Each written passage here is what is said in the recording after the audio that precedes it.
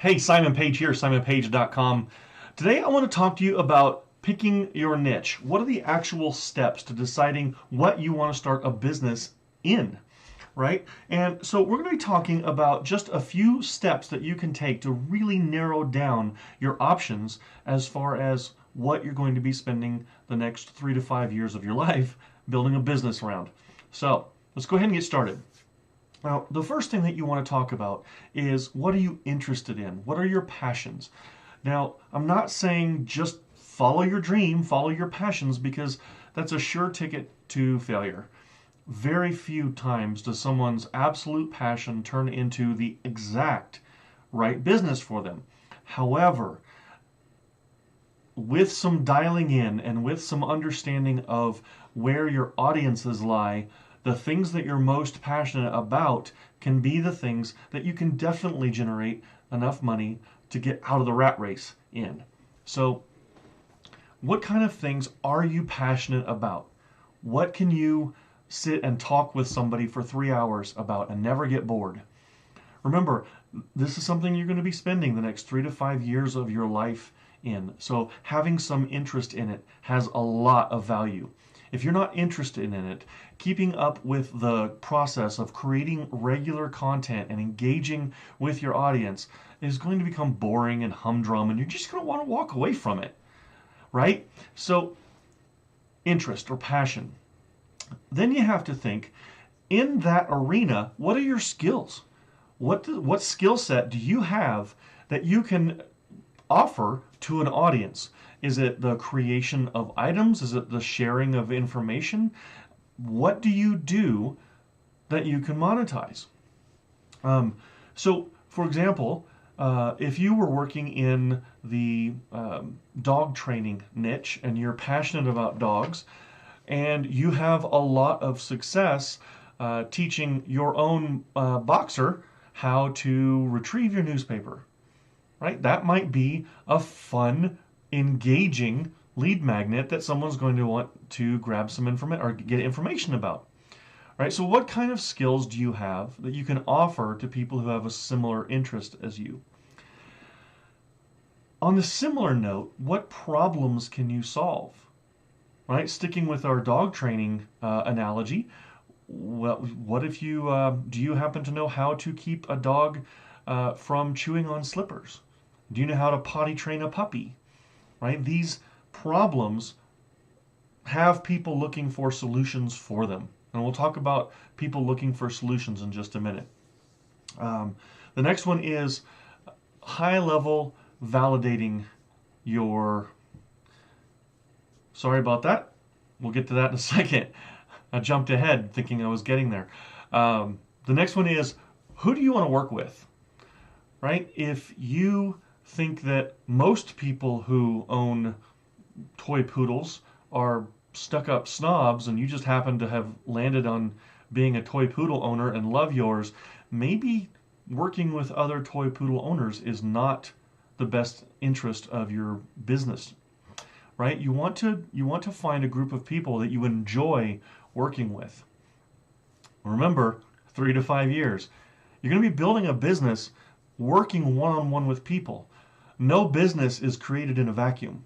When you're creating a business, you are creating the ability to create relationships and transactions between two human beings or more. You have to be able to get along with and enjoy the interactions with the people who are your audience. And then, now we come to high level validating your best ideas. Now when you brainstorm through these and you come out with a bunch of ideas, you write them all down, the first thing that you're going to want to do is figure out, are these even good ideas? Is there something that these are going to do, or some way that these are going to actually be able to turn into a business? And high level validating your best ideas is mostly about going to places online where you can confirm that there is an audience that already exists for this niche. Now, this is a huge thing. You do not want a huge piece of a tiny pie. You want a tiny piece of a huge pie. Does that make sense? You don't want to be the person who is creating a new niche. You want to be going into a niche where there's already a rabid fan base, a lot of successful other successful entrepreneurs, and an audience ready to spend money. So I'm going to have tomorrow's video is actually going to be about 4 ways that you can high-level validate a niche and get a good idea if it's got a solid audience waiting for you to put out your content. And once you high-level validate your niche, the next thing you're going to want to do is narrow the niche. If you like working with dogs, dogs is too broad a niche. If you like building models, model making, that's a good niche, but it's very broad again. But if you are a model maker who specializes in almost photorealistic World War II models, then you've got a niche that's narrow enough that the people who are in that niche are going to be highly interested in what you have to say, because as they say, the riches are in the niches. So the more you can niche down, the better. Now, it is possible to niche down too far. Let's say that you were into model making for model railroads. If your niche was how to paint miniature oak trees for HO scale model railroads, you might be too narrow. So you want to niche down to where your audience is going to be highly interested in your specialty. Likewise, think about who is going to get paid more, the general practitioner doctor or the brain surgeon. The specialist always gets paid more. And then once you do that, you want to deep validate your niche, and that's done through keyword research, and that's going to be yet another video. But in high level, I'll say you want to do 2 things when you're deep validating. You want to validate that there's a market for the keywords, and another great tool to just get an idea is called Google Trends. And if you go to trends.google.com, you can look up a term such as how to potty train a puppy, and you can see through Google Trends that over the last 12 months or however long that you want to say, there has been a certain amount of interest in it. This is really good for finding trending topics.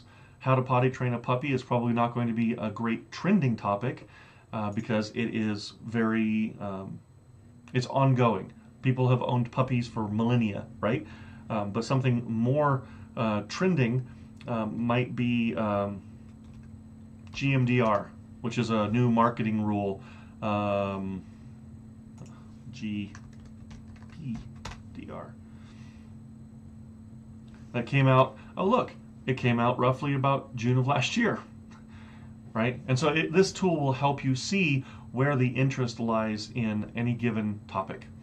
So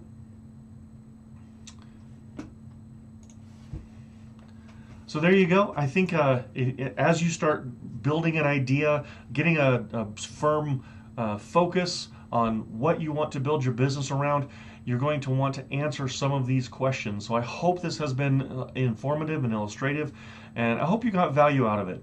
If you did, please go ahead and hit the like button, and if you'd like to be informed whenever I come out with new video material about marketing, mindset, and funnels, go ahead and hit subscribe, and don't forget to hit the bell so that you are sure to get notifications. With that, I will see you on tomorrow's video. Take care.